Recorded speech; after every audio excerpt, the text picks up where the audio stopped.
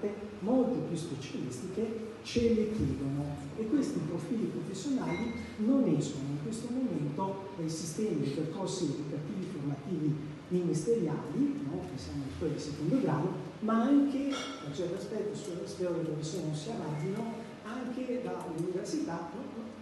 Hanno ancora bisogno di un po' di informazione specialistica.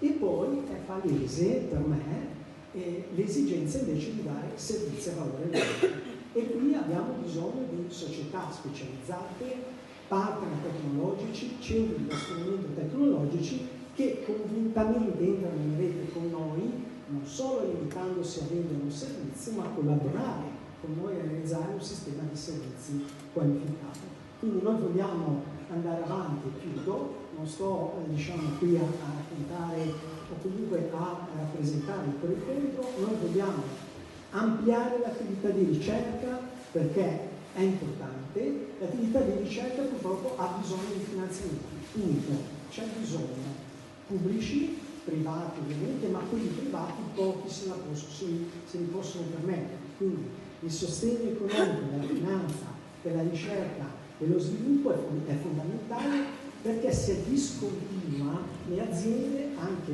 piccole e medie, non riescono a pianificare l'attività di ricerca. Quindi vanno a step e così non funziona tanto bene, perché i tempi e i risultati sono lunghi.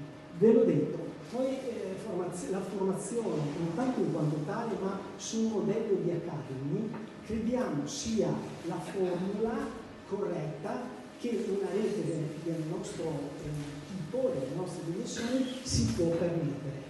Quindi una formazione spinta dalle imprese, con una chiara indicazione da parte delle imprese dei fabbisogni e un modello di Academy, quindi multipolare, cioè noi abbiamo bisogno di partner che la formazione la fanno di mestiere, perché certamente non possiamo noi soddisfare tutte le esigenze che sono messe nei processi di erogazione, soprattutto di organizzazione e erogazione della formazione. Come vedete, questa sede è già un primo esempio, una prima bandierina di questo sforzo, almeno credo che ETA condivida questo tipo di impostazione in cui si potranno fare attività del genere, però abbiamo bisogno anche della formazione da fare di mestiere, perché non possiamo fare tutto noi e non abbiamo interesse tra l'altro a fare tutto noi.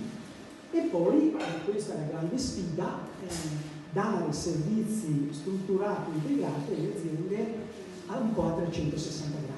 Nella nostra rete abbiamo tante aziende di produzione, abbiamo anche aziende di servizi cosiddetti fix, cioè quei soggetti che fanno consulenza a dato valore aggiunto. Purtroppo la caratteristica del Veneto è che siamo un po' tutti troppo piccoli ancora, no? Per poter offrire un servizio integrato, per cui abbiamo bisogno di metterci assieme anche sotto questo punto di vista.